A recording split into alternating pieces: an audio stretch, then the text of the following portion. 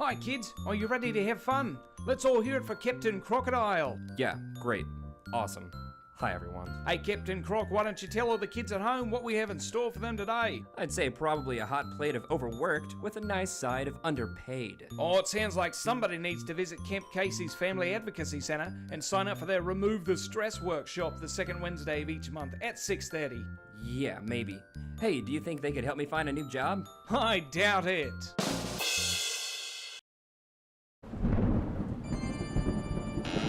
Oh, who goes there? It's me, Ben. What are you doing? The zombie apocalypse just started. I'm getting ready. What? My neighbors are zombies. They cough and moan with body aches. They also look feverish. Now I'm turning into a zombie. Run, Ben. We don't have much time. George, it's just the flu. Really? I'll drive you over to the Dakota Health and Wellness Center. It's never too late to get your flu shot. Thanks, Ben. I thought I was a goner. I have too much to do. I don't think I can take it anymore. Have you finished your report yet? Stop badgering me. It makes me angry. Stop! The Camp Stanley Advocacy Center offers stress and anger management workshops every Wednesday night of the month at 6:30. I think I might need to try that out. Maybe you should get some new clothes, too. Oh, right. Are you bored? The MWR Leisure and Travel Services has your cure. Catch a Broadway show or take a walk through Central Park in New York. Let the wind catch your sails and navigate the high seas. That's awesome. Take a stroll with gladiators while you visit the Colosseum in Rome. Contact the Fort Meade Leisure and Travel Services and book your next adventure today. Ante up or fold, your choice. I've got my car, my house, and my kids' college money in this pot.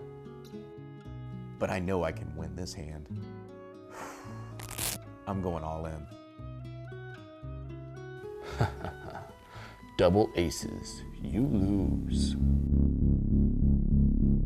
Don't let this nightmare become a reality. Contact Gamblers Anonymous today.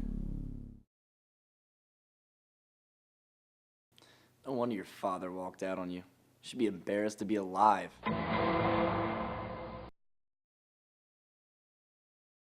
You smell like a dog and you bother me. Why don't you go kill yourself?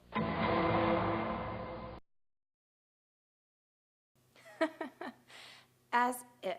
You're the ugliest person I've ever seen.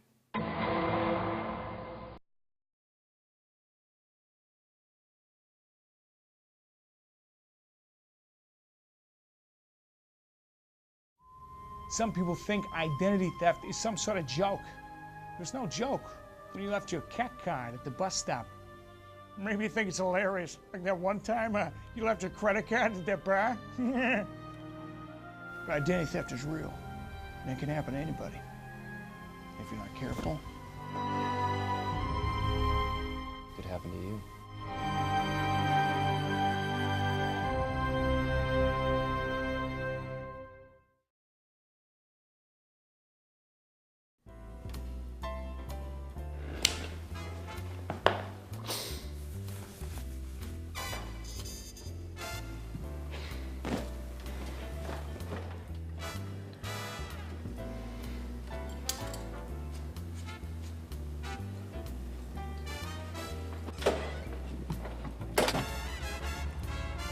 Dude, that's gross.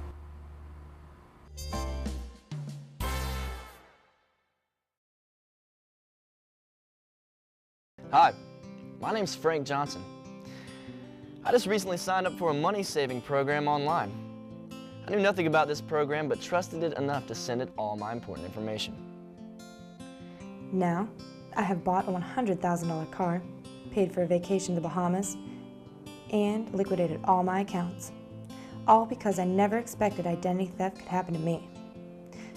Don't assume you're safe from having your identity stolen. Get educated on identity theft. Crick, crack, don't look back. The kids at school are mean. They send me texts, emails, and posts to tell me I'm a loser. Sticks and stones will break my bones, but names will never hurt me. When I'm dead and in my grave, you'll be sorry for what you called me.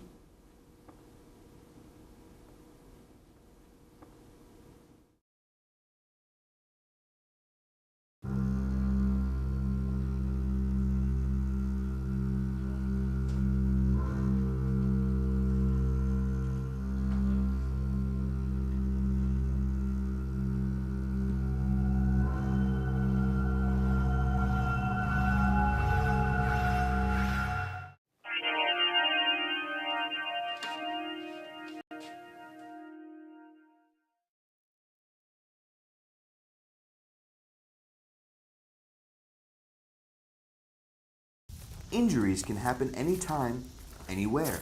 It's important to know how to treat a casualty who is in shock. Symptoms of shock can include unconsciousness, increased pulse, and rapid or shallow breathing. To treat for shock, first, position the casualty on his back. Second, elevate the casualty's legs. Third, loosen any tight clothing such as belts, boots, and anything else that might restrict blood flow. Finally, reassure the casualty. You're gonna be okay. Remember, every injured casualty should receive immediate treatment for shock. Don't forget, position the casualty on his back. Elevate his legs, loosen any tight clothing, and reassure the casualty that help is on the way. Knowing the symptoms of shock and how to treat for it could save a life.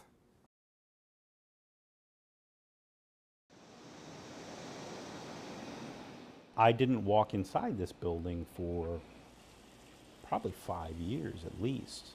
And so I just walk by and kind of see that brown rose-colored stone outside. It's a little bit like a surprise. It's some might compare it to, say, a cake, you know, where the outside is maybe very plain, and then you cut in and all of a sudden you see it's got like, you know, 5 or 6 layers and different flavors, and it's a surprise waiting to happen. Welcome to the Garrett Jacobs Mansion.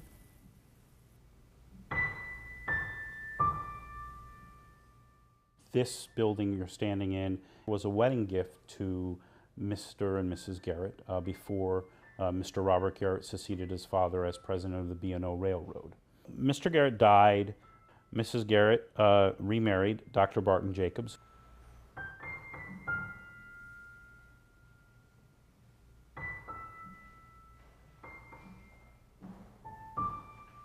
I think when one is here, you have this air of kind of civilized elegance that you start to move differently, you breathe differently. And since coming here, I would say, you know, that's one of the greatest things about this building is it has an ability to take you out of everything else you're doing and replace you into a different time and a different rhythm. And I think that's one of the great things about, like I said earlier about this, the artistry of this building is it speaks to something inside us.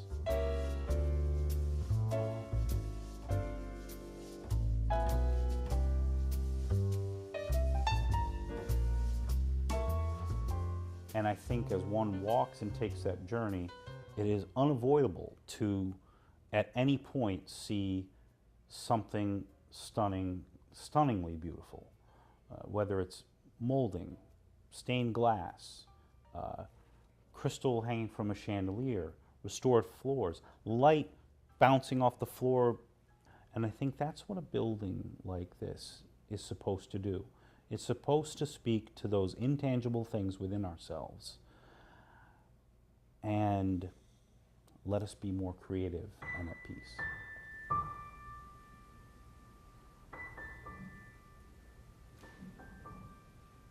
When I came here and accepted this job, I looked around and I saw all the hard work that the board and the club was doing to restore the spaces. And I thought I should work equally as hard to restore the spirit.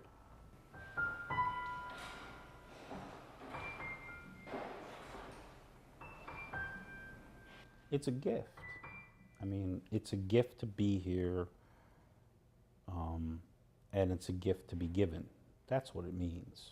When I move on to some other position, as you know, life likely will take me, this building will always be a part of me.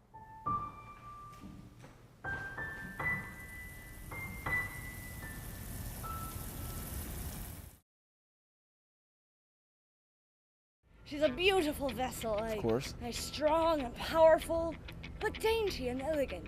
It's 52 feet from stem to stern, equipped with all the most updated electronics on board. Very maneuverable. We have a wonderful time taking families out on the harbor.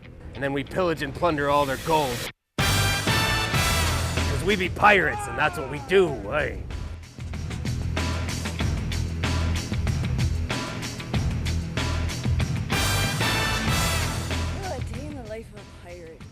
Well, you gotta get up. Oh, of course. And get the boat ready. Okay. And then you gotta bring the boat here. Yeah. And then there's a lot of crew members. You gotta get the crew members on board. That's true, mate. You don't want to leave them behind. Mate, you got to set up shop, mates. We come out and we bring all of our equipment, set up shop, and then get the gangplank on. Then we prepare to set out on our pirate adventure. Ready to be a pirate, mates? Let's go. Yeah, you meet some landlubbers who think they might want to be pirates and get them on board. You gotta get them dressed up like pirates. That's true. And you gotta give them a pirate name because you don't want them sounding like landlubbers. Of course. Of course That not. would be horrible. Right. And then some pirate tattoos and sometimes some piratey facial hair, scars, Oh. shark bites, those sorts of things. That sort. Right. And then we set sail and we go on adventures and get treasure, and it's a great time. The show changes ever so slightly every single trip we take out, and you never know what's going to happen. What might go wrong from our perspective, but the audience doesn't know it went wrong, and we kind of figure out a way to get around it. So that's the most fun of all of it. I know I have fun with it, and the cast, the pirates itself, they have good energy. They bring it, like it's all about energy. If they don't have good energy, the customers don't like it. And usually this cast here, I hear, is the best one so far they had. So it's fun. It's I can't describe how much fun we have, especially when they laugh. It's so good. So good. Should have seen your face. I don't need no stinky friend. Hey, that's not very nice. I take this woman's Ravens. Wait, what if we tell Mad Dog that we're gonna give him the hat, but he has to give us the treasure first?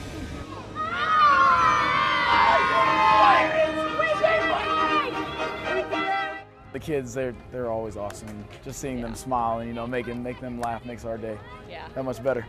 I always say that we need a hug-o-meter on board or something, because the days that are the best for me are the days when kids come up to the end and like, you are my favorite pirate, and give me giant hugs, and it's just the best feeling in the world to know that you made some kid's day.